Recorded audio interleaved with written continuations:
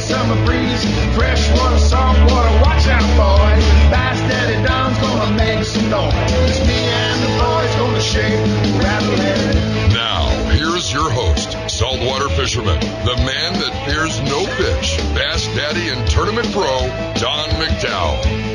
Yeah, man. Hey, it's Don McDowell. Welcome to Shake, Rattle, and Troll this morning. We're going to be doing this, hitting pretty hard. JK's in the house with some news on the Humane Society. Am I correct on that? Oh, yeah. We're going to talk about that with P.T. Barnum and Colazar. Captain Cloyce Kelly, welcome, sir. Thank you. We're going to be talking about the, is this the first annual? Inaugural. Band of Brothers Festival in downtown Payson, where the weather is always nice, kind of like San Diego. And Don Ortiz from DEO Productions. Beautiful morning. How's it going, everybody? You're always smiling and stuff. There's something about musicians. They're always grinning. Because we get paid to do what we love to do. I thought it was better living through chemistry. I thought there were chemicals involved, but we ain't going to. Yeah, man. Well, I'll tell you what, guys. It used to be women in the older days, you know. Yellowtail fishing's lighting up over off the West Coast. Bluefins are in, and joining us for a brief time, Captain Bill Wilkerson aboard the sport vessel Malahini. Captain Bill. Yeah. Okay. Well, we're going to find him anyway. He got a hookup. We'll get him back. Yeah, they've been whacking big yellowtail down at the island, and I checked the sport. A couple of sport landings. Point Loma had 31 anglers out yesterday. They whacked 25 yellowtail. And the annual yellowtail derby's going on right now. That is, I think the cutoff on that is June 7th. Yeah, that runs from May 4th to June the 8th. My mistake. Well, you know where you're going to be June the 7th. Up on the leaderboard, Dave Campbell, May 4th, whacked a 28.5-pound yellowtail. Rick Maxa, same put down at Coronado Islands, 26-pound. And Mark Nunez, May 15th, whacked a 23.5-pound.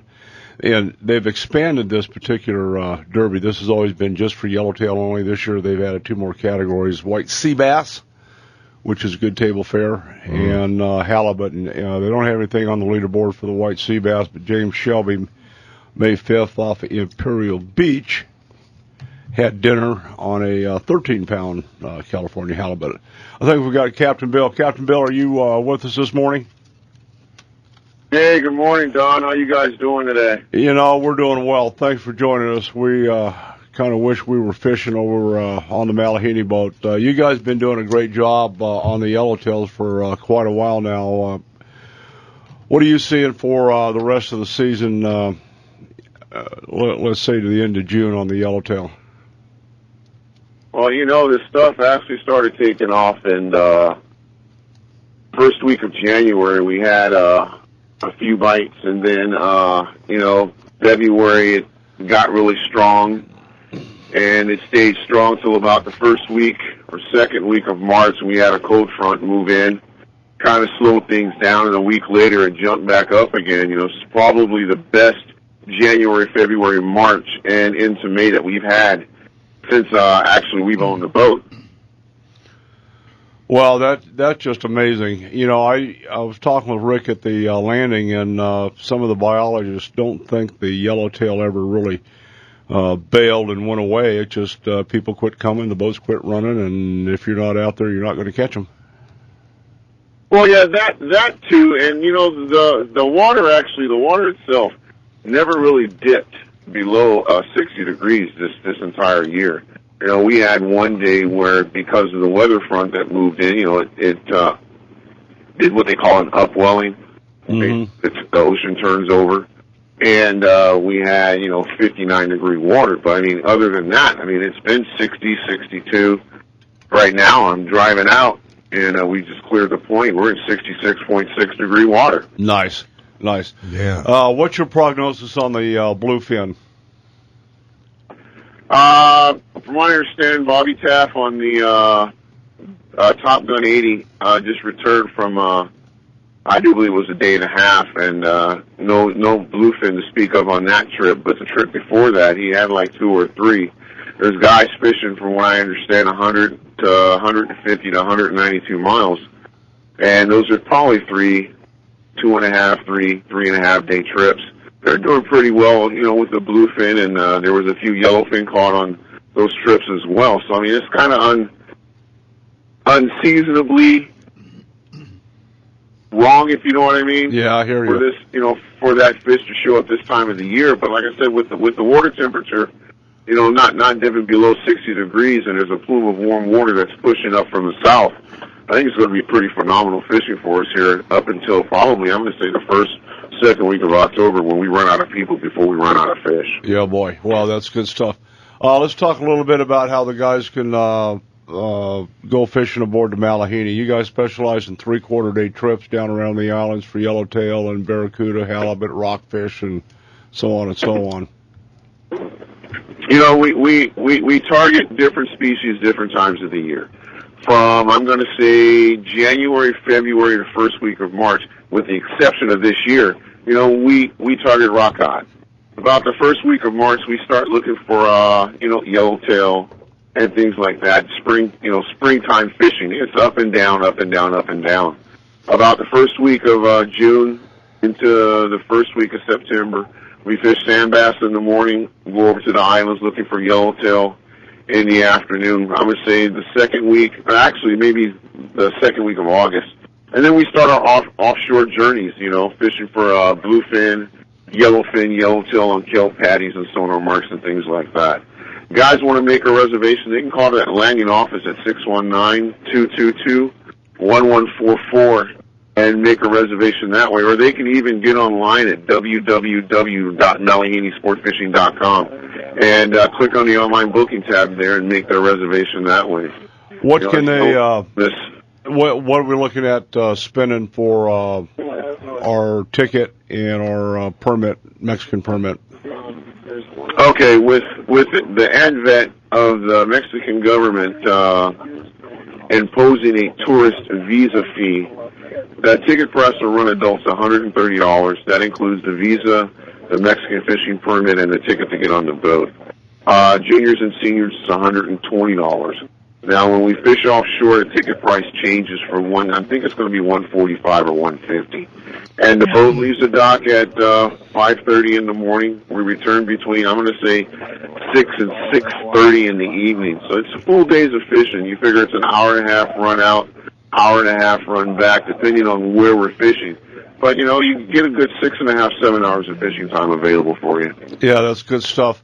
On your daily excursions, how many anglers are you taking, full boat? We run with a minimum of 11 and a maximum of 51. Fishing 51 people on this boat is pretty simple. All the people need to do is work together. Yep. We've been drift fishing, so it's, you know, everybody's on one side of the boat pretty much. Yep. Follow your line. Yep, I get it. Yeah, you guys have got a good operation over there. That's a great boat. Real familiar with it. What's a little bit of history on that boat? You know, I was talking to JK here. It started off as a PT boat for the Navy and went over to Russia, and been doing some other things. You know, actually, this boat never went to Russia at all. Really? This boat, no. It was built in 1941. It's a PT boat, like you said. It was PT 671. And then it went from Mississippi to somewhere in the Gulf of Mexico. I don't know exactly along the states there or whatever. And then from there, it came around through the Panama Canal, came up to California, past California, was in Oregon for a number of years as a yacht. And after that, it was sold. H&M Landing bought it. It was their first overnight boat. Nice. It ran overnight trips, fishing albacore and things like that. I do believe in 1972, it became Malahini's 3/4 day local boat. And from 72 to, I want to say, 79, it fished locally. Then they decided they wanted to run a 3/4 day island trip. And it's been 3/4 day islands from I'm guessing, the time I told you till today. That's almost every day out, man. I'll tell you what, that boat doesn't get much rest. But well, you guys have done excellent job with that vessel. It's in really, really, really good shape. Last time I saw it, so it's. We take pride in making sure she's seaworthy, and she does. Yeah, well, I guess in today's society, those torpedo tubes do come in handy from time to time. Oh yes, sir. You want to hear something really funny? I'd love it. We hauled out last year, and we were in a refastening program for the hull. And the last of the hull we had to do was the forward, and Coast Guard had us remove 27 silicon bronze screws. Now, these were in the boat originally. We pulled them out, cleaned them up, and placed them along the new silicon bronze screws that we purchased. They looked exactly the same. Oh, nice. All that time, and they look just as good. Yeah, John, you need to spend some time on this with me. This is a great boat. A lot of fun on there. How many deckhands are you running to attend that many anglers? For 51 people, we run 3 decks, 1 captain and 1 cook. The breakdown is 0 to 20, 1 deck, 20 to 30, 2 decks, 20 to 37, 2 decks, and above 37, we run 3 decks. All right, great. For the guys that don't have tackle, what do you recommend? Go see Rick at the tackle shop, or do you have rods, reels on board? The landing rinse rod and reels, I do believe they're $16 a piece for the day.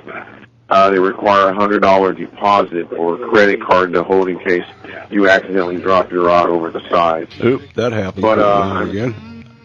Oh, it happens more often. It doesn't happen a lot, but... All righty, well, Captain Bill, we're going to wish you a blessed day, and thanks for joining us, and we look forward to seeing you real soon aboard the sport fishing vessel Malahaney. Guys, check them out at hmlanding.com, and go fishing. Get off the Don. Yeah.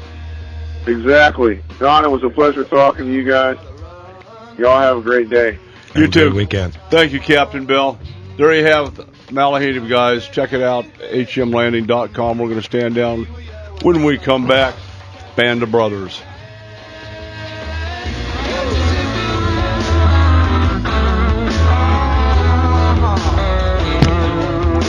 All righty, we're back.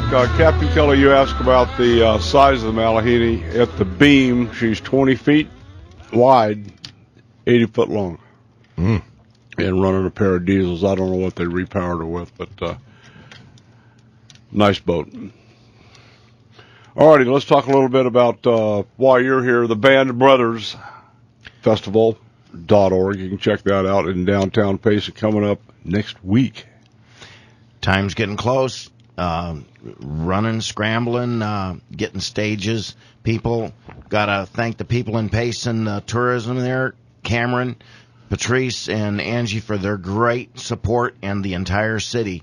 We're going to have a heck of an event. Yeah, I had lunch last week with Cameron Davis. There was quite a bit of buzz about you boys coming to town. And Mr. Ortiz, you're going to be carrying signs and singing songs. And yeah, the Dean and Preston Band's going to be the headliner all 3 days out there on the 23rd, 24th, and 25th. And we'll also be utilizing our mobile app. So anybody downloads our mobile app, you're contributing 100% to the Band of Brothers for that event. So that's how we give back to our community, and it also helps raise dollars. Most people usually say, 5 or 10% will give. To me, that's not really giving. You have to give a lot more. So this is how we do it. 100% back. On our saw and sales goes right to the Band of Brothers. Well, today we've got roll call. It's going to be extremely uncomfortable. We're paying homage to the 153rd soldier, resident Arizona soldier that gave it up in theater last week. And Captain, what's the importance of the Band of Brothers? What's your mission here? Our biggest mission, in short, is there's an invisible wound that any service person gets when you go into a theater, more so than World War II or Vietnam, where there were a delineated line of departure. Anyone that joins the service is a target anywhere in the world at any time. The mental stress is in everyone's mind, whether or not you worked a typewriter, cooked, or you were right there with a rifle doing it, because they all had them. So that invisible wound, we have created Veterans Anonymous, which is modeled after Alcoholics Anonymous, where we're providing a place where all veterans that want to talk about things with anonymous anonymity from the AA program, they can call 24 hours around the clock. Somebody that's experienced and knows their pain, so to speak, will be able to talk to them. So, in other words, this is manned by veterans for veterans. Correct. And trained professionals, but veterans primarily. But we do have trained professional people. And the beauty is that the anonymity provides them the ability to talk to somebody without being tagged, marked, and banned from possibly owning weapons and job search. This is the beauty that we're trying to get for all veterans. That's a huge undertaking. Let's talk a little bit about, you're talking about that invisible wound. The suicide rate's been just skyrocketing over the past couple of years. What are you hearing on statistics? Last time I checked with Vern, we were losing a veteran every 88 minutes and 2 active members every day. I think we're down to every hour of every day of every week we lose a veteran commits suicide. And there are 5 main states, California, Arizona, New York, Illinois, Texas, and Florida, do not report their military suicides. So the numbers are skewed because we don't get that information to the national database. No, it doesn't come off across DOD. They're talking of we've got one a day that was they reported as a non-combat incident. Correct. Is what they're doing. And that's where the invisible wound, as we call it, it's the stress, the experiences they experienced or possibly did not. When you go in, you're always on edge. Imagine going overseas for a deployment 6, 8, 10 times to Afghanistan, Iraq, and as directed by the service, and you're in harm's way. You signed that contract, and your life is on call at any moment, and you never know. Yeah. When you guys get to downtown Payson, what time do you kick off on Friday? Friday we'll open the doors at noon, and we'll be open noon to midnight, Friday, Saturday, and Sunday. The first sounds will go at 2 p.m., and the last band will start playing at 10:30. The city allowed us to have noise until midnight, and then Where's it going to be They held? never do that. No. There's 2 terms for it. The Payson Rodeo Ground, which has been remodeled on 4,000 nice new bleacher seats, and it's called the Multi-Event Center of Payson. Same place, right across the street from McDowell Casino. One of my favorite places. Had lunch there just this past week. Great. There you go. Yeah, I'm going to get, really want the Mac room down here. Mm-hmm. Yeah. I'll be moving in there Tuesday morning, and I won't leave till the event's over. There you go. Good stuff. Yeah, absolutely. What's your schedule for bands? I know you guys are playing up there. Yeah, we'll probably be doing that 10:30 slot as the headliner. Nice. So that they'll also be having camping out there and hookups and all that kind of stuff. So I know they're looking for a big crowd, and I know we're looking forward to really getting people involved and getting some people up and getting to be interactive and have fun with everybody. Yeah, there's a lot of room up there. On that note, it's dry camping. We're in a fire season. Yes, we no are. open fires. Watch that. And very kindly, the Payson Police Department informed me, no tailgate parties out in the parking lots. If you're camping, you can do what you have to do in your own camper, motorhome, but they're going to be watching, and I'd heard rumors of that previously, so that's just a tip. Well, the other rumor, I heard last week they were down at Home Depot stocking up on zip ties. So let's just say. Yeah, that tells you right there.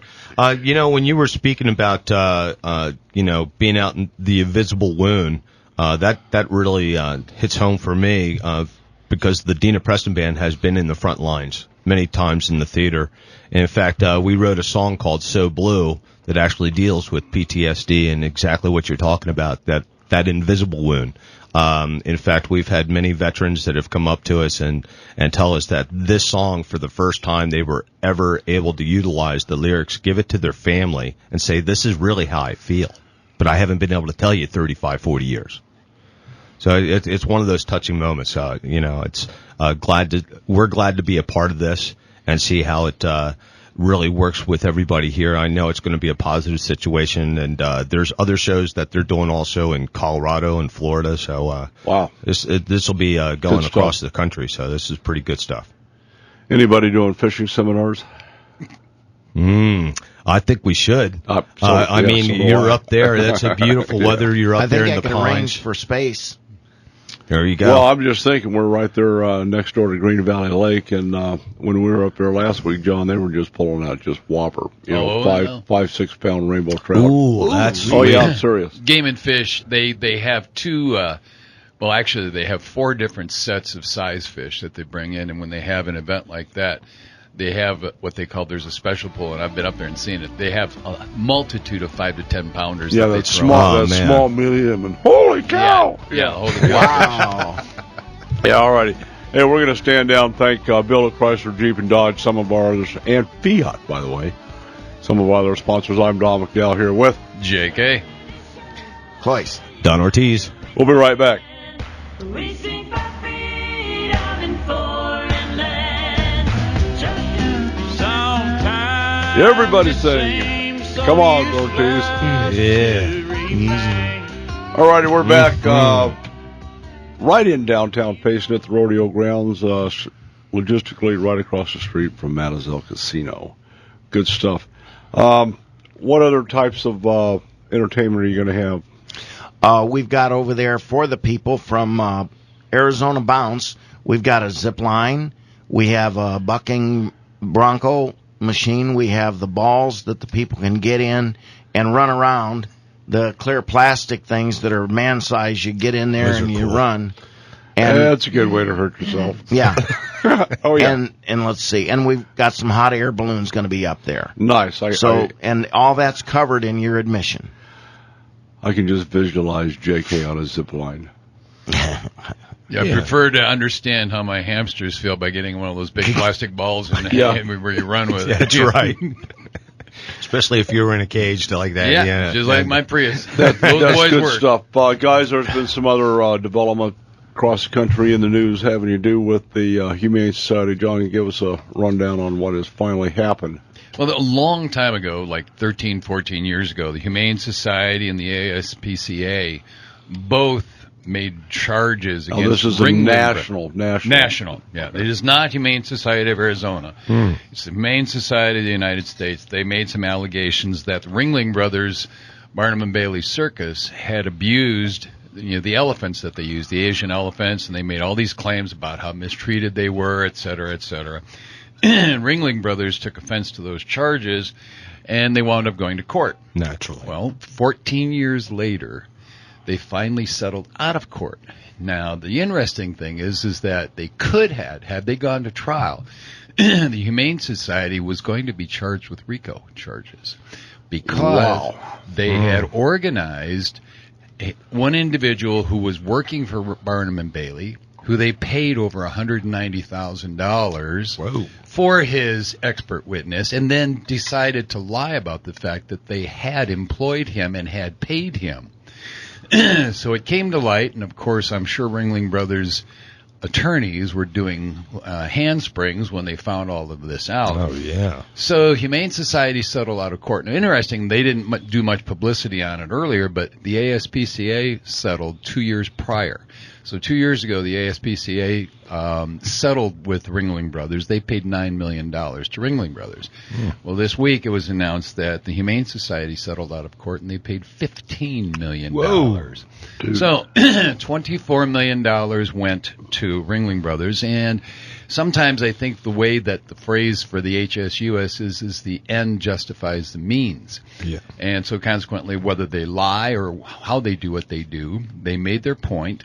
It was wrong. It was a lie. But 14 years worth of. yeah, 14 years worth of bad pub to the Ringling Brothers. Now they're $24 million wealthier. So I think it's time for people to start understanding that claims of abuse are not really there. Well, that and moving into the battlefronts that we're engaged in with the wolves, jaguars, the Mexican garter snake, and so on and so on, smells of the same tactics. You know, they don't care about the animal; they're following the money trail. In this case, you know, the Humane Society really got whacked. And I think it's really important for people to understand, anybody who's listening, to identify the difference between the Humane Society of Arizona, which does good things for pets, and the Humane Society of the United States, which does all the mailings, and they claim to do, but as it turns out, less than 5% of their money goes towards wildlife in any way, shape, or form.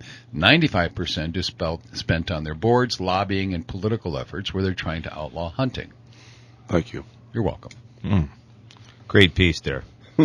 Interesting information, and I was fascinated. I'm thrilled that Ringling Brothers was able to get that much money. Yeah, out of you know they're going to have a great new elephant show happening. Oh, yeah. You can see that'll have to come. You know, that'll be like, here's And our elephant some show of in your that face. was also the Keystone Pipeline got slowed down from some animals.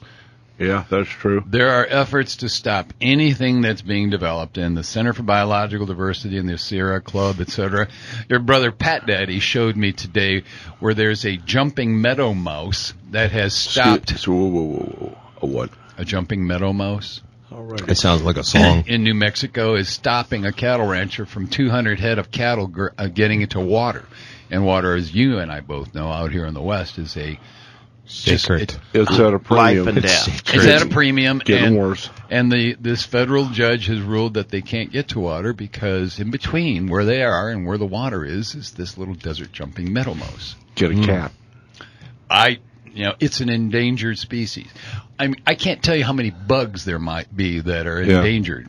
And if that were the case back east, we would still be on the shores. There wouldn't be any World Trade Centers. There wouldn't be any series of streets. There wouldn't be anything if we had followed the same rules in the east that you have to follow in the west. Well, following that up on the Red Wolf front, we talked about the last time I was back there, engaged in discussion in Alabama, in North Carolina.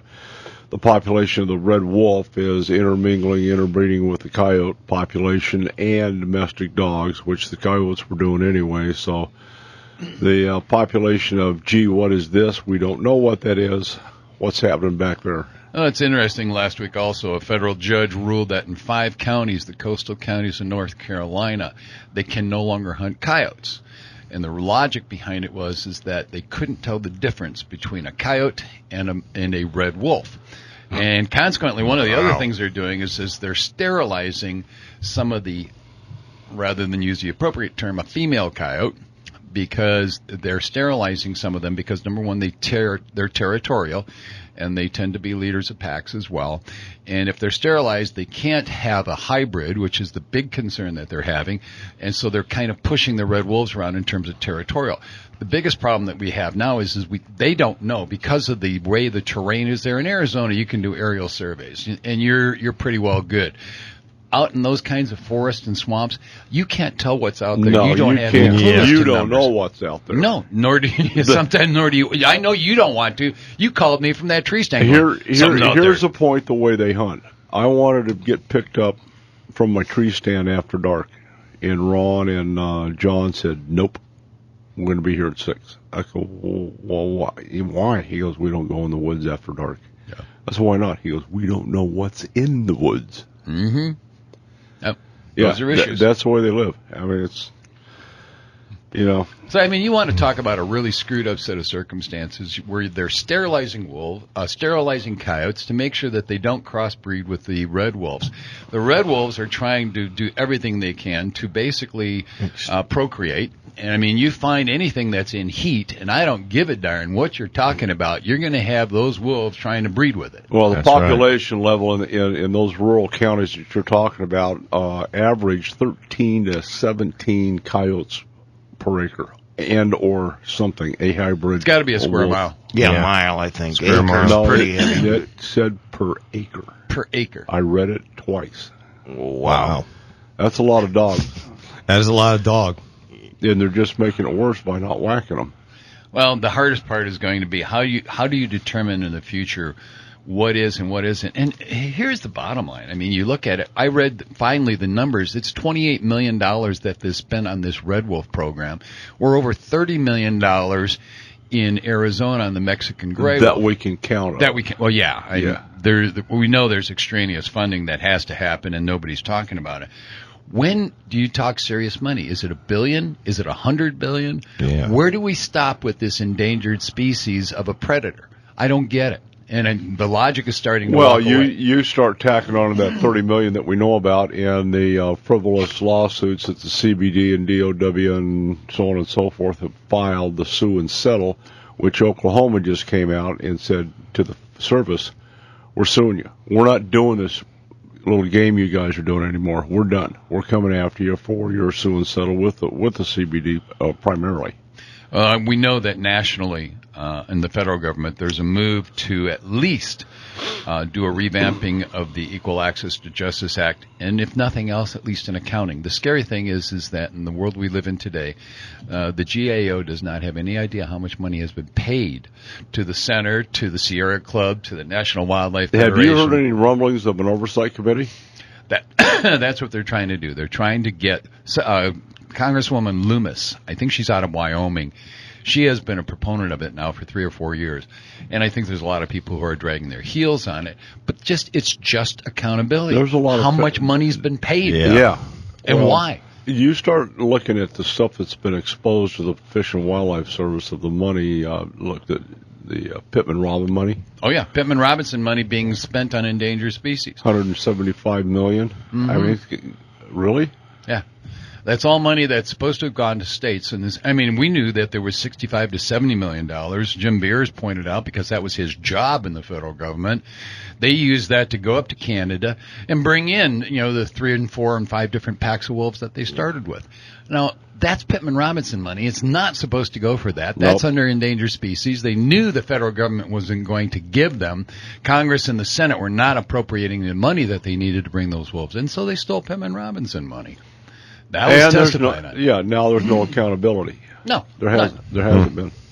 Well, we've got a push going right now to for mitigation on loss of angler use days on some reservoirs, and the introduction of invasive species to Roosevelt. We have to have There's accountability for the 4 of us sitting right here in this room every day. every Every day, day. whether we want it or not. And if you're a federal government agency, there isn't any. Anyway, having said that, when we come back, we'll visit just a little bit more, and then we're going to do roll call for May 18th. I'm Don McDowell with Don Ortiz. Clayce Kelly. Special K. Thanks for joining us. We'll be right back.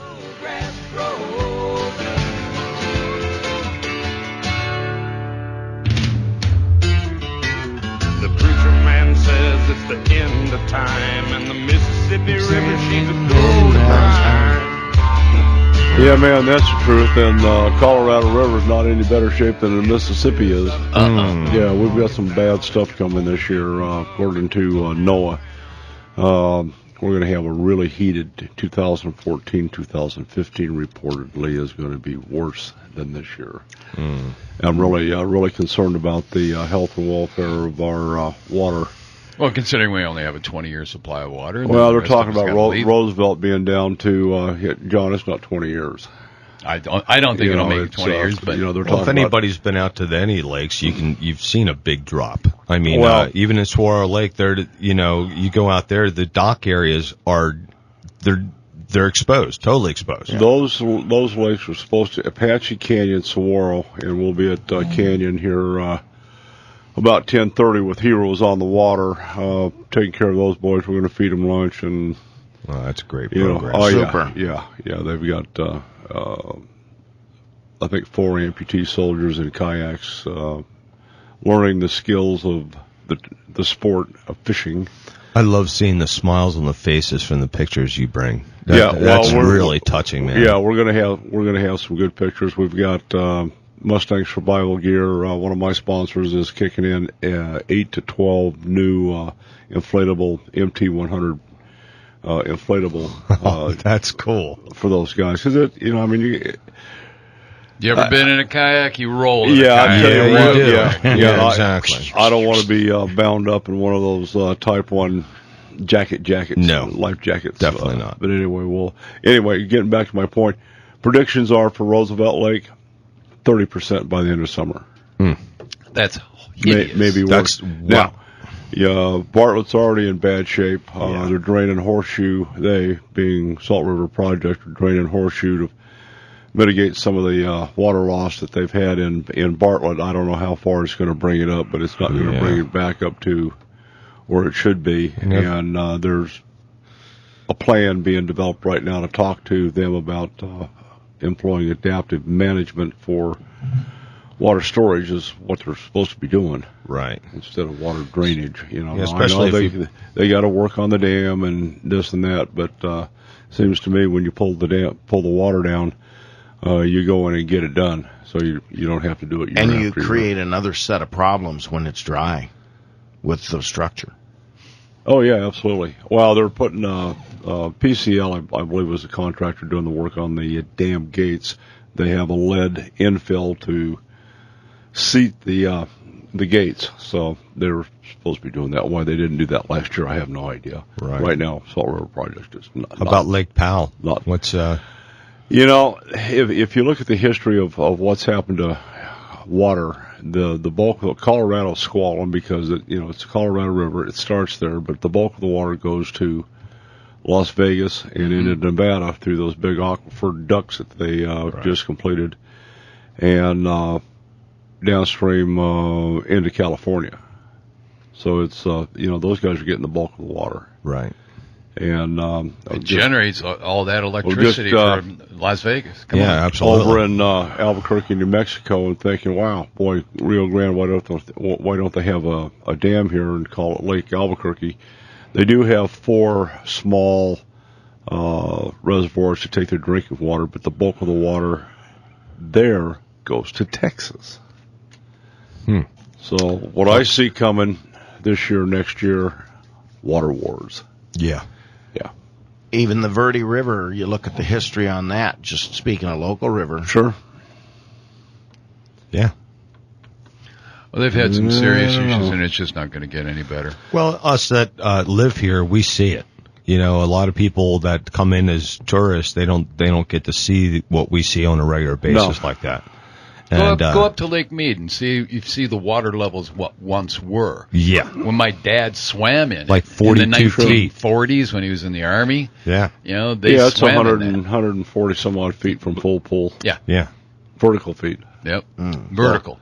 Big difference. So we've definitely got some issues, and with all the government overreach and over the table, under the table, and I really think we're going to be in some water wars. And then when Bruce Babbitt was Secretary of the Interior, he sold us in northern Arizona down the river, so to speak, in northern Arizona. So, what else? Any other advisories, J.K.? No, those are the keys that we've got going right now. We've got a sportsman's meeting this week on Wednesday evening at 6 o'clock out at the Arizona Game and Fish Department. It's the Sportsman's Community Portal meeting, so we're inviting everybody who possibly can to come on up and just have a general discussion between the conservation groups, sportsmen's groups, anybody and everybody who has an interest in how to work the website for us in the future for the Sportsman's Portal, where we can go in and discuss ideas and talk about different things. We don't have to go to meetings all the time. The other is that the Game and Fish meeting next month is going to be up in downtown Payson. We will. This should be an interesting meeting. Oh yeah, I was going to say it's a lot going on. Yeah, That Payson. Yeah. Well, Payson right now kind of is ground zero for the reintroduction of the Mexican gray wolf. The Beeline Highway has been designated by the department, as well as 24 different groups and associations, the cattle ranchers and everybody, as the line of demarcation. Wolves will not go past the Beeline Highway. So I guarantee you it's going to be a battlefront in the future. But they don't want them north of the 40. They don't want them west of the 87 or the B line, and they can go all the way to Mexico. That's us. Us. We be they. They We be they, yeah. want them everywhere. Oh, yeah. Well, we know that. They want them north of the Colorado, which is not going to Well, happen. you just got published in the Arizona Republic on a rebuttal to Sandy Barr's. Oh, yeah, where she called the department and the commission as, quote-unquote, out of touch with reality of what the people want. And really, when you look at the survey that they had paid for by the Tulchin Group, which interviews 300 people, that specifies what all over 6 million Arizona residents will do or do not want. And then you ask the most biased questions. Do you like pizza? Duh, what are you going to say? Of course I like pizza. Now, do you want pizza every day for breakfast? Well, I don't want pizza every day. Well, go figure. There you go. Yeah. He who phrases Here's the your question sign. wins Loaded the debate. questions. Of course. You know, they're softballs. You know, I mean, and why ask a question that might have a negative response? They didn't. And then she had the gall to go and say that 70% of Arizona. Sandy is good. She is a lobbyist. She does what she does. And all she's doing is nitpicking all the time. But when you can go in front of a commission and tell everybody that 70% of Arizonans from our survey say that they want more wolves. Yeah, well, I'm going to go because right here in this group, we are 100% say we do not want more wolves. And guess what? Our survey is 5 people. But we're more logical than the 70% that they phrased their question to. So, yeah, we've got published, but it's like anything else. I got hammered on that as well. And paid for. Oh, yeah, they're paid for. Yeah. Believe me.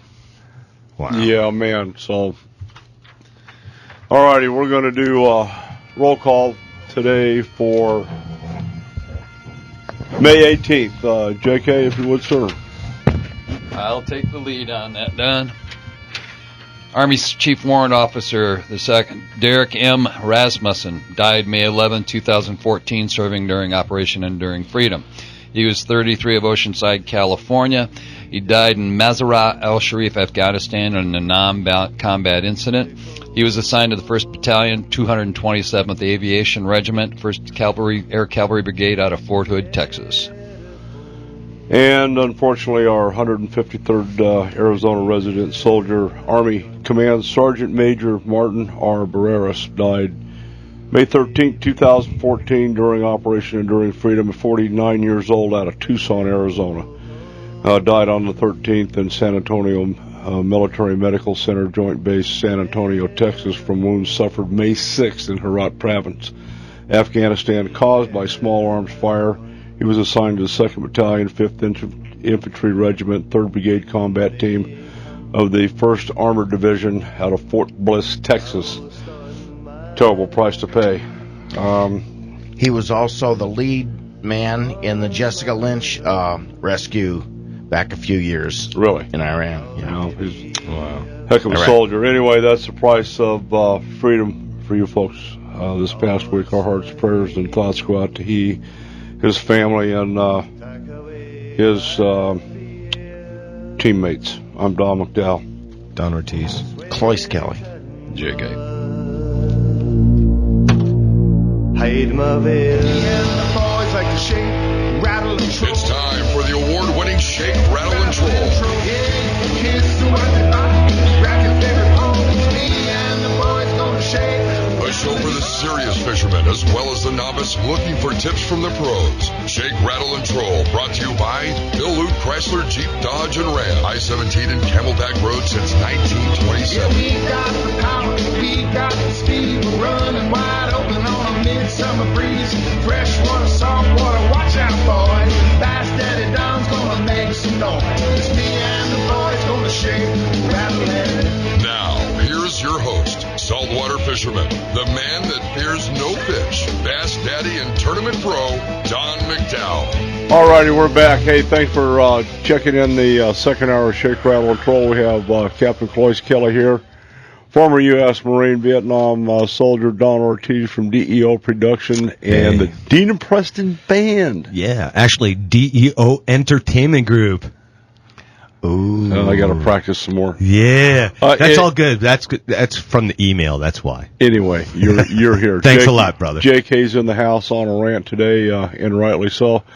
And we talked to Captain Bill on the Malahini 3/4 day awesome vessel shipping out of H&M Landing, and now we've got Rick himself from the H&M Landing Tackle Shop. Ricky, what's happening, man? Morning, guys. I tell you what, with the weather and the fishing that we're having now, I think it must be July.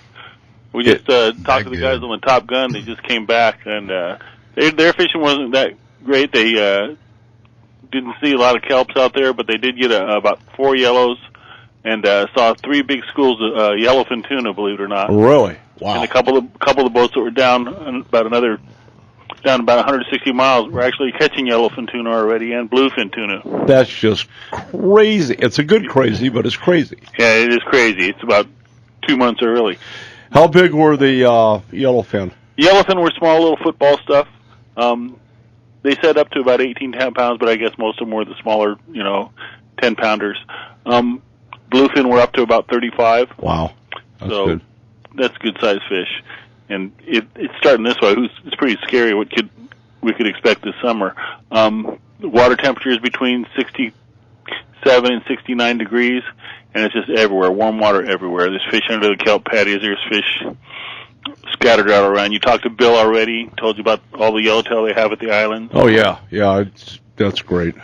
Yeah, it's been just good fishing. And the calico bass are starting to, all you bass fishermen out there, if you want to bring your bass gear out here and catch 50 fish, or hook 50 fish a day, come on out jump on a half-day boat, because the calico bass are going on. Yeah, that's fun stuff. That actually calico bass fishing, that's a little wild. Yeah, it's good on, light tackle. I mean, conventional rods and reels that we use. And, there's been, I know a couple of individuals that threw Shimano spinning, gear that we use for bass out in the middle of a yellowtail bite. That didn't turn out real well. No. Nope. Yeah, there goes a lot of line. Real well. Yeah, boy, smoke the gears in those reels. Got to use those Stellas to hold up to that stuff. No, heck no. We're kind of tracking this year what El Nino's doing. What are you hearing as far as that thing swinging? How close do you think it's going to swing into the beach? Well, I'll tell you, I've never seen, just looking at the water charts and things like that, I've never seen it this warm, this early. Well, we can thank Al Gore for that global warming. I hope we will by the end of the summer anyway. You finally got something right. Well, Catherine Miller, there from the landing, she's talking about having just an outstanding, stellar year, and quite frankly, the way fishing's been and the economic turndown globally. Anyway, you guys need a bunker year. Everybody needs good years. There's no doubt about that. But if this fish shows up in any quantities, it could be a great year. The way it's shaping up doesn't look much like albacore, but good yellowtail fishing, good yellowfin tuna fishing, good bluefin tuna fishing. And with this warm water, a little later on the year, the dorado are bound to show up. So it's going to be a good offshore season, it looks like. When do you expect, knowing what we know now that the bluefin, yellowfin are in, what are you suggesting for the dolphin? The dorado, they show up generally July. They start trickling up here. They're usually a tropical fish, but they come up with those warm water. The thing of it is, it's just like there's so much warm water, they could be anywhere. A lot of times we have these current breaks where you have the cold water bumping up against the warm water, and those fish are going to fish those breaks and or swim on those breaks. Well, now there's so much warm water, there's no really clearly defined break, so it makes it a little tougher to find them. That's what's nice about this weekend, having a few more boats out there. Yeah, what's the situation on being able to flip the patties? Are the patties not showing up? There's not a lot of patties out there. There hasn't been a real rough years in inshore, not a lot of storms and things like that. So the kelps haven't been breaking up like they do in rougher years. But so there's not as much stuff out there. But the stuff that's out there, it's been holding some fish. That's going to continue to get better. Nice thing about it, Bobby said he metered a lot of bait out there too. So that's one thing we've really had a problem with this year is making bait. It's been a real mix of sardine and anchovy and mackerel. Mackerel isn't really the bait you prize for inshore fishing anyway. No, not really. No. Wow. Are they going to be able to make bait, do you think? It all depends on what the good Lord gives us. You know, if that bait moves in, the bait company's out there working hard at it all the time. They're definitely fishing for bait as hard as we fish for everything else. And if there's someone out there to make, they'll definitely get their share. Unreal. Well, that's all the more reason, John, to practice with your swim baits. Uh-huh. You know what? Swim baits, small jigs like mega baits or tatties, things like that, they'll bring on fish when you don't have a bait issue, you know, when the bait's a problem. Good stuff. Well, you know me, I like throwing those anyway. All right, how's the bookings going on the day and a half, 2.5 day trips? You guys starting to book up? It's starting to get a lot better, especially the longer day trips, the 2.5 and things like that are booking up real well. People know those fish are a little farther away. Those day-and-a-half trips are booking well. Everybody's still on the wait and see this early in the year. You know, they're all going, well, let's see if when the fish are getting here. But I think with the reports of these tuna coming up this early, they're going to be filling up pretty quick this week. So get out there as soon as you can figure out your time, come out. Yeah. Okay. All right, man. Well, that's all good. I appreciate it. You have blessed rest of the weekend, and we'll talk to you next week. Same to you guys. Give us a call at 619-222-1144. Make reservations, or if you just want some information, or you can contact our website at hmlanding.com. Rick, what do you get? Just one more question. What do you get for a yellowtail or a bluefin rod reel setup? Rental or yeah, for rental. For a full day trip, it's $20. For a 3/4 day, it's $16. So very reasonable. That's you don't want to real lug your gear around. Yeah, and we change the line on them. We work on them all the time, make sure their drags are good, and everything else works fine for you. A lot of fish caught on those rent rods. That's a great experience for $20. Oh yeah. Yep. Yeah. All righty, man. We're going to kick you loose. Give everybody my regards over there. Check them out. hmlanding.com. 619-222-1144. You got it, man. All right. Yeah, it's all good. It's good stuff. You know, I was over to Lookout Mountain yesterday, and Joey Nacha is engaged in his bear hunt. Oh, where's he at? He's up in 3C someplace. He's got a big cinnamon bear coming in, and I knew it. Yeah, I've seen Joey jacked up before, but I mean, wow, he was watching the clock. In fact, pardon me. We got Joey. Joey, what's happening, buddy? Hey, Don, how's it going? Yeah, well, I was just talking about you. What's the situation in the woods? First of all, what unit are you in? I'm in 3B on an archery 3B, spring bear tag. Downtown Sholo. Pretty much. Yeah, nice. When the wind started, wind was bad to begin with. Before grade on, and then it's just getting worse and worse. Wind was swirling like crazy. Ooh, that's so bad. Bears have pretty good noses, so tough go. But I'm going to set up a little differently for the evening go. See what happens. Well, I was starting to tell John I was over at your shop yesterday, and while Joey was in the back doing something, I greased up his sneakers with bacon grease. Bacon grease. There you go. Watch behind you, Joey. That's good stuff. Yeah, but I traded sneakers with Valerie, so she's the one wearing it. Oh. Hey, quick question. Do you have a cinnamon on camera that you've been looking at? Yeah, that was from last year. It is a monster bear. I mean, actually, there's two very good ones. There's a black and there's a cinnamon. We had 5 total on camera. Oh, I'll bet you the cities of Sholo and Pine Top and Lakeside are just thrilled that you guys are doing that, because I know they become nuisance bears as close as they are. Yeah. Well, we already heard they were hitting garbage cans in a nearby community, and but you know what? It's still a wild animal. They got good noses on them, and the conditions like this morning made it very, very tough. But you know what? I'm up here. I'm going to keep hounding them. See what happens. Yeah. Joey's on the case, man. Are you tree standing, Joey? No, I actually brought a ghost blind with me. Oh, good. This morning we didn't use it because I wanted to go back in a little further than what I normally had done, and didn't want to haul it in and out, maybe not even be able to use it. But we found a great rock cropping had great background cover. It was just perfect situation other than the wind. Yeah. wind kills the sound. But I do believe I was close enough for them to hear it, and I think the thermals got us, and that was the end of that. All righty, well, good luck on your hunt. Give me a call when you score. We'll come up and help you drag it out. What's this wee stuff? Wee stuff. You're part of the wee. Yeah, man. All right, join All on right, to Lookout Mountain Outdoors, a couple of blocks north of Bell Road on Cave Creek, just about 4 blocks south of the candy store, JK. Thank you. All righty, we're going to stand down. Thanks to some of our sponsors, and we will be back.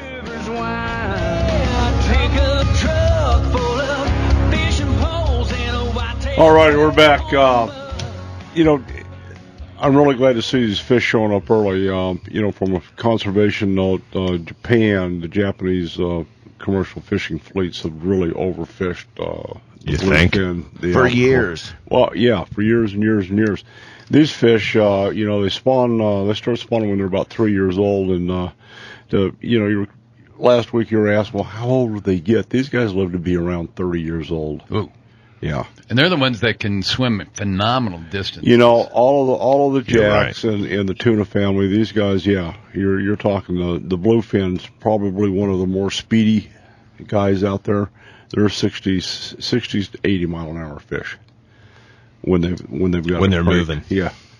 And what's really interesting is being on the boat. A lot of times, more often than not, you'll see a feeding frenzy. Yeah. Right. And because what happens, you're trying to find these fish, and you'll have 6 trolling rods out. One of them will hook up, and everybody goes nuts. The captain throttles down. While the boat's slowing down, the fish are coming in. And somebody will get up on the bait tank and start live fish chumming. And these guys, they'll be blowing right past the boat, and they're like, whew, yeah, what was that? Yeah, it's amazing when you see them moving at that speed. Yeah, but and JK kind of got a deer in the headlock, because we're talking about using a live anchovy. That has to be fresh. Yeah, and going that fast, and they will not eat one that's got a red nose that's been beat up. Yeah, it's got to be clean. Yeah, they fresh. They like fresh hamburgers. Yeah, or pizza. It's amazing that anybody can gauge anything at that speed. Doing 80 miles an hour, I'm going to hook anything that comes by my mouth's going down. Next. A lot of that happens. And then seeing the yellowtail, it's interesting. We call it jumping patties. The captain or whoever's up in the wheelhouse can see it before the guys on deck can. But they'll come over generally on the starboard side, and you run up on the port side of the boat right up front. I mean, if you're paying attention, you get up there and you're the first one with a swim bait out there, and you see this yellow streak. He's got your bait. And he's going the other way. Yeah, better be hanging on. And when times are good and there's a lot of fish, it's not uncommon to throw a spinner bait. About a 1 ounce or ounce and a half spinner blade out there on a patty that we'd use for bass. And whack them on that. The swim baits that we use here work there. Right. And a lot of stuff. Yeah, the key, though, is the line that you have to use to make sure that you don't lose everything. Nothing less than 40 pounds. And these fish are finicky. Sometimes they just get absolutely line shy. And I'm not quite tracking on that. The difference between 30 and 40 pound test is minuscule. Minuscule. And, we get into fish, and they just absolutely will not eat a 40-pound line. Yeah, it's fascinating when he was saying they were tracking them, that they knew that they were right below them, and they couldn't get them to hit. They couldn't get them to budge. Don't want to eat. No. Well, the Pacific Ocean is just a big lake. It has everything that we experience in our lakes. Captain Bill was talking about the water turning over. It literally turns upside down, and what's down comes up, and what's up goes down. We experience that here. The ocean has the same thing. We have plagues of red tide, and crabs, and every other thing. Right, jellyfish, all that stuff. Pardon me? From jellyfish, you name it. Yeah. Well, the blue ointment's good for getting rid of the crabs, but... Well, they had that big school of squid last year off Dana Point. Huge. Yeah, that's, on the yellowtail. In fact, most all of these guys... their diets: mackerel, sardines, anchovy, crabs. We don't use that as a bait on the boat.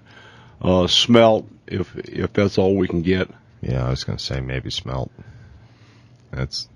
But like he said, they're having a hard time just making bait right now. Yeah, the Abraham brothers, they run the bait receiver out there, and they're out there daily pounding around trying to find fish. And with all the sport boats coming in there, they're the guy you buy your bait from. And boy, if they don't have anchovies, you're fishing with a mackerel that's about 4 times the size of an anchovy. That makes a difference, doesn't it? Yeah, it does. The bigger class bluefins and albacore will take it, but the yellowtail, they really prefer the smaller anchovies. bits. Yeah, Not quite such a big mouthful.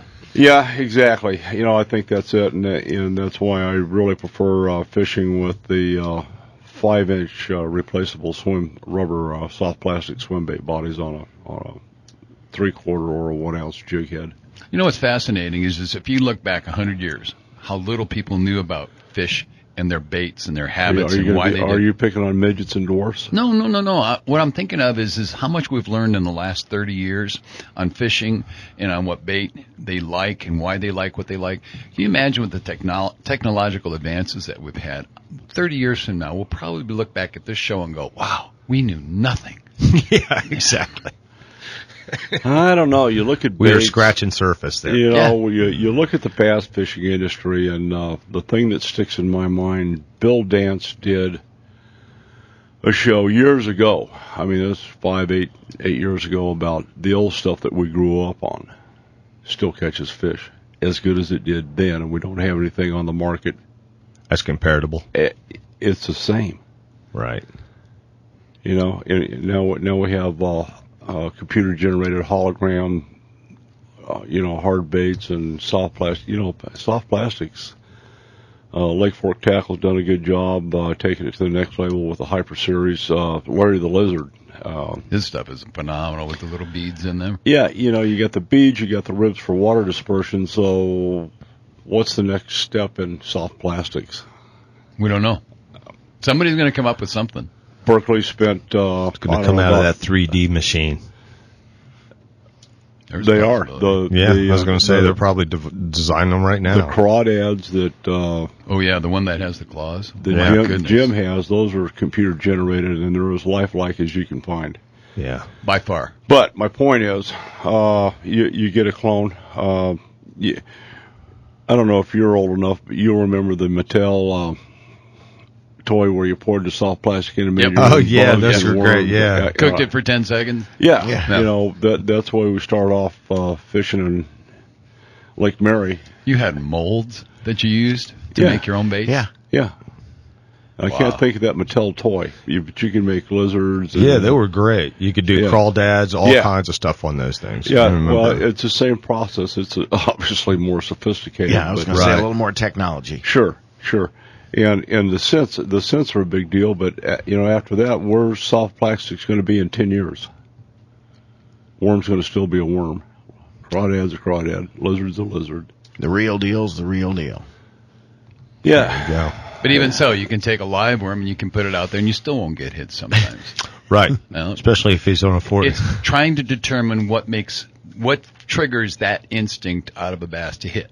Now, how can you determine when and how and why they're hitting? Right. That's what I'm saying. Just like the difference between the 30-pound and 40-pound. What makes them not bite the 40-pound, but yet they'll bite the 30-pound? Yeah, we're down at Laos Rocks on the 95-footer Cape Polaris years ago. My first hookup over 300 pounds. They'd eat 60-pound test. They wouldn't eat 80, and you can't handle them on 60-pound test. Wow. You can lose a lot of line that way. You did. I did. And time. Yeah, I got a hookup on one bite on an 80, and the rest of the guys were really hooking up on 60s. And when the line finally broke, it sounded like a 30-06 going off. Just pow, pow. Yeah, man. You didn't want to beat anywhere around. So. I know it, man. Okay, when we come back, we're going to hunt down James Guggenauer, the master rod builder from Rim Country Custom Rods, and see what's happening up in downtown Payson, where the weather is always nice. Yeah. Down the tracks, I hope you call. I'm not worried about cutting the grass. Left my truck at the boat ramp and my boat is full of gas. My old boss thinks I'm sick today. He won't have me to harass. 'Cause I'm out here on the river and he can kiss my big old bass. Oh, yeah. Yeah, man. There you go. That big old bass. That tune can only mean one thing. James Guggenauer in downtown Payson. James, welcome. Good morning, Don. Glad to be on the show. Well, glad to have you, man. What's happening up in your neck of the woods where the weather's always nice? It's just wonderful up here, but I can't help adding this. I was listening to your conversation online, and I wanted to give a free tip of the day for you saltwater guys who like to troll. When you're trolling in saltwater, I don't care if you're fishing tuna or salmon or whatever you're going, everybody's standing there and you see one of the rods kind of tick where a fish just goes at the bait and just makes it pop, and everybody stands there for a second and says, oh, did that rod just get hit? And what you should do is take that rod out of the holder and start peeling line off of it. Because if that fish thinks that it wounded that bait or another fish sees what's happening, more often than not, they'll come back and pick that bait up. So there's a free tip for everybody. That's a damn good tip. That's a great tip of the day. I like that. Good stuff. On Roosevelt Lake, the big news up here is everybody's talking about the spawn that's winding down. There's a lot of fry bass in the brush in the backs of coves, and lots of anglers are talking that this is a better spawn than we've had in years at Roosevelt. So a few anglers are recalling that last year we had several storms that happened right during the spawning period, and those storms brought high winds and a lot of wave action. And those wave actions can destroy large spawning areas when the storms go through. So we had those last year. The other thing was that it seemed like they drew water out of Roosevelt earlier in the year. And so when they start to lower the water, of course, that forces the bass to abandon beds and go to deeper water. This year, fortunately, as far as the spawn's concerned, we haven't had a lot of big waves or big storms come through. We did have some wind that stirred up the water a good bit, but that was actually a plus because that prevented a lot of fishermen from visually locating spawning bass. So, and the demand in the valley just started. It seems like within the last week or 10 days, we started to notice that 1,000+ cubic acre feet being taken out of Roosevelt. So the spawn's over for a lot of fish, and there's a lot of fry in the water right now. So the big question going forward is how many of those fry are going to survive. We know about the growing number of gizzard shad that are in the lake, and the gizzard shad spawn happens slightly before the bass spawn. So the gizzard shad fry are going to consume a lot of the zooplankton, and that's critical to the bass survival. So now the big question will be how many of those fish are actually going to grow for us. Well, the good news is the largemouth can eat them back. Oh, absolutely. And that's happening. I mean, the reports of the size of fish that are being caught and the condition of them looks like very healthy. Every time you have a good spawn like that, like you're saying in the post spawn, those fish are fat. So we're happy for that. Bass fishing on Roosevelt was called good this past week, and as we said, we're transitioning from a post spawn into more of a summer pattern. So a lot of anglers know the procedure here. As the winds start to die down a little bit on calm mornings like we have today, they know those bass are going to move out to 15 to 25 feet of water, and they're moving out there with them, and they're doing very well this past week. The Tonto Creek and the Salt River are flowing at about 20% of their normal rates. So slow water coming into the lakes. We're talking about 100 cubic feet per second, where we should be in the 500 cubic feet per second coming out of the Salt River. And as we said, with the water being taken out, we dropped 1% this past week, so the lake currently is at 49% full. Probably one of the biggest changes to the lake is the water temperature. Ambient temperatures are in the 90s now down at Roosevelt Lake. So the water temperature is in the high 70s, and it's going to continue to warm up, especially this week. That's going to drive the fish deep. Yeah. They definitely will. They'll move into that summer pattern. But for this week, I'm still getting reports on a good topwater bite at first light. Now, as we hear every year about this time, that as the sunlight starts to hit the water, that topwater bite just stops almost immediately. But until that happens, buzz baits and Ricos were working very good, along with a fast-moving swimming jig or a frog bait, just burning it across the water. They seem to be working pretty well. Later in the day, it's Texas rig worms, Cincos, and drop shots. Now, this is the first time I've heard this summer, and I like this. This is another indication that the water is heating up. The number one bait was a weightless Cinco in a watermelon color with gold flakes. I don't know what it is about if it starts to transition, but that's the time to use it. If you're going to drop shot, the number one worm I heard this week was an oxblood robo worm in a 6-inch curly tail. Yeah, that oxblood's generally a go-to, and then they have the Salt River craw that's pretty good bait. Yep. This time of year, yeah. Both of those well performed. And it's funny, some of these baits just year in and year out, it just seems very predictable. And these guys that are on Roosevelt, 3 and 4 days a week, they almost know what to do next. So it's interesting talking to these guys. Is there any news on the crappie bite? Crappie was probably a little better this week. The guys are actually getting a little more excited, but the change is that most of the guys who like fishing crappie are fishing at night this time of year. After the winds die down in the afternoon, and especially with the full moon that we just went by this past week, those guys go out and they hunker around the marina areas. I wouldn't be surprised if after dark the boats kind of drift into the marina area a little bit. But, a good crappie bite around the marina. Let it sink right down there by the tires or around the docks, and guys are talking about picking up 5 to 10 now, where a couple of weeks ago they were talking about 3 to 5. So a little better bite for the crappie. Good stuff.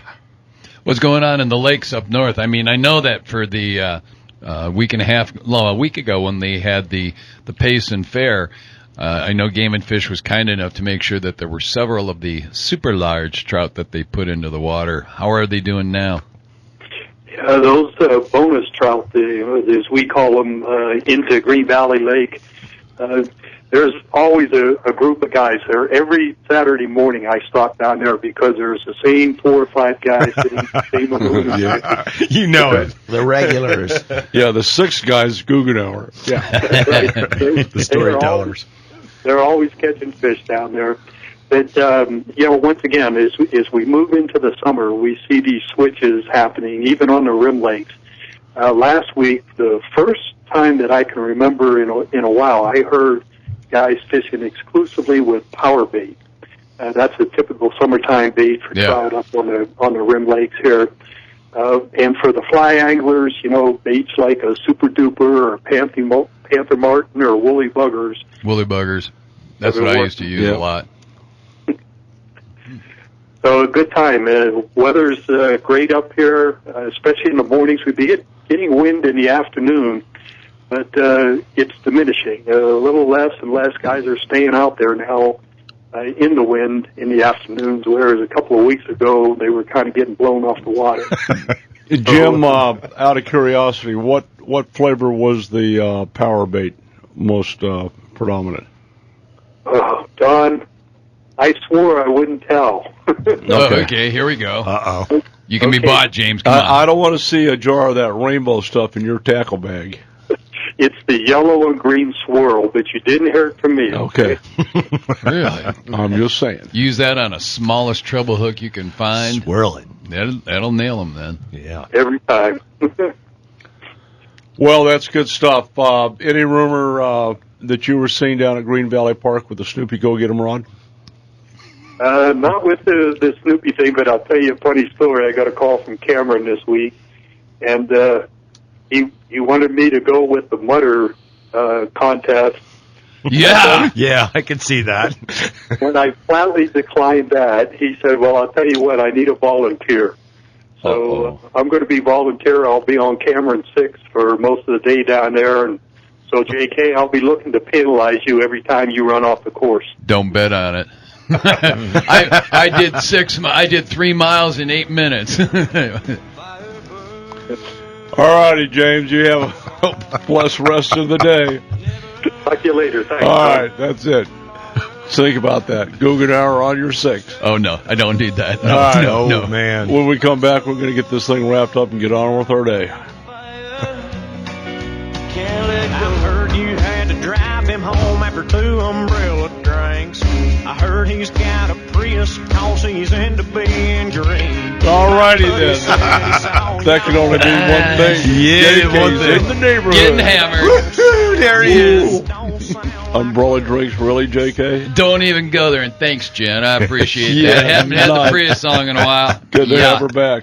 All right, let's talk about one more time Band of Brothers. Your website's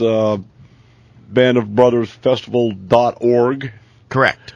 All the information on the Payson event up there? Yes. And the one thing that I would say we're changing it is Walmart saw that I had ran them as overflow parking for overnight campers. Oops. Oops. And I called them up and I told them, well, your national policy is, and I was told, well, no, it's store by store, but yes, and just don't fill us up. Okay. It's probably the biggest lot that they've got up there. After Well, that. yeah, absolutely. And we're talking to FLW, and I know James Guggenauer is highly engaged with FLW. We're trying to get them to come back and do a weigh-in downtown Payson. I don't know if that's going to happen or not. What about the casino? Has the casino opened up any of their overnight overflow lots for camping? They've offered us in the overflow, if we have that, Okay, we good. can put people out there until they're full or restricts their business, and we'll respect that. Well, the good part about course. parking at the casino, the food up there is just outstanding. You go into the Cedar Ridge man. restaurant. It's a good hurt. It's not expensive, and it's really good. It's really good. Good stuff. Glad to hear agree. that. I'll be staying there from Tuesday till Monday. Krabby Wednesday market. Okay. Krabby Wednesday. Yeah. Krabby Wednesday. Krabby Wednesday. Not that mad I've as ever been hell. there, mind you. No, yeah, no. I can tell you the Yeah. specials. I can tell you the Well, I menu. know the Dina Preston Band will be up there chowing down and having a good time, without a doubt. Yeah, it's all good stuff up there. And you can get Navajo tacos and fried bread. Fried bread in the, right across. in the south Yeah. parking lot. Yep. Oh. Yeah, just look for the school bus. The school bus Cool. has it. The Okay. fried bread special. Yeah, man. It's good to Right learn next- the local tricks. And by the way, if you're going around the curve at the casino, the tribal police department is right there, right near where the school bus is. Do not exceed 20 miles an hour at any point in time. Do not exceed 5 miles an hour in the casino lot. They will stop you. Yeah, they will. Testimony from John. Ooh. Been there, Sounds done like that. Been there, done that. truth Been there. speaks. Yeah. All right, that's good. Give us a real fast overview of your event up there, food, bands, blah, blah, blah. Okay, we're starting up at noon on Friday. We've got food. We're going to have beer, 6 liquor bars set up around, 4 beer stations. We'll have a variety of food, breakfast, then lunch, and then dinner. So there'll constantly be food with a variety, pulled pork and the likes of that. Good stuff. And, yeah, all the good stuff. We've got lots of activities for everybody. Just come up and enjoy. And we want this to be a festival. Everybody have a great time and go home with a smile on your face and help the veterans, Absolutely. Veterans Anonymous. And we're going to have the Dina Preston Band up there with Don Ortiz, a friend from long ago that we did. Yeah. We crossed trails a long time ago. All right, so you just corrected me on DEO Entertainment Group, Correct. and it says DEOgigs.com. That's So right. Why don't you make up my mind? Because you said DEO production, so Well, it used to be that. yeah. eons ago. Actually, it was DEO Records and Productions. It started out when we had our first album, and then as we became famous. Famous, exactly. Then the Marriotts approached us, and we became DEO Entertainment Group, booking events for corporate functions, and now we've been doing that since 1993, DEO Entertainment Group. In fact, we just got the Hall of Fame award for being 6 consecutive years in a row, the Goodyear Award for entertainment and production in Goodyear, Arizona. Nice. So it's always nice to be included in the Hall of Fame, of course. And then again this year we were also the Goodyear 2014. Where do you play in Goodyear? At Love's Truck Stop? I knew there was coming. Sorry. No, it's at the Goodyear Airport, Don. Come on now. Oh, okay. Yeah. So they have a windsock out there. Yeah, they do actually. We've been really fortunate. I mean, the Dina Preston Band has been representing Arizona in the United States for over 20 years.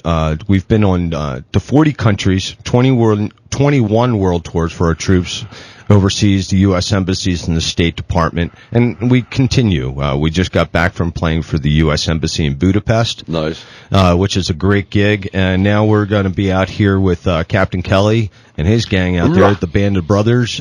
We're very happy to headline this event. Again, you can download our mobile app also. Go to DinaPrestonBand.com. See us, like us on Facebook, listen to our songs, because when you're buying our songs, you're contributing. We're giving back every single time. That's what it's about. You got to give back, man. Amen. And then we've got the Monster Mutter coming up.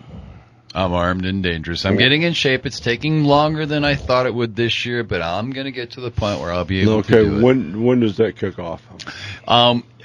Basically, we put in just before the deadline of going from $60 to $70, but it's $70 now for anybody who wants to participate in the Monster Mud Run. They have all new stuff lined up. It's going to be June the 7th. Takeoff times will start from 9 o'clock, I think, until about noon if they have that many people, and I'm sure they will. They based will. On what I'm seeing. I guarantee you they will. Yeah, they need to start that at safe light so you can get the snakes and the bears. Yeah, you know, why that's not? Make it interesting. I agree. Not only that, but if it's over 120 degrees on June the 6th or 7th, that's going to be harsh. You know, and last year it was hot. I remember seeing you out there, and not just yourself. Yeah, I mean, you're huffing up there. What is it, 5,500 square, 5,500-foot elevation. Yep. Yeah, so if you're not used to that, you know, definitely train a little. Yeah, run that off in the morning, man. Get your sprints going, because you'll need it. Well, you know, it's a pretty unforgiving course, and to tell you how much thought they put into it, as they get off the course and come into the marina, they're dragging fire hoses up and down the bleachers. Yeah. That's the bad part. You saw that. Yeah, I mean, man, you pick up a fire hose and you have to sprint up the steps and back down, and you do that 3 times. You're tired by the end of it. Oh, yeah. Not to mention, when you come into the ring, they got people waiting for you, so they sort of like bounce you off a little bit, so you keep you off balance and stuff like that. The nice thing about me is I faked them out by coming in with my walker. That really worked well. That and the oxygen machine, that'll do it. Yeah. They look. Now, are you using hiking sticks this year? No, I'm not. No, I've been practicing with the hiking sticks so that I can do the distances, but I'm hoping that the knee holds out through it.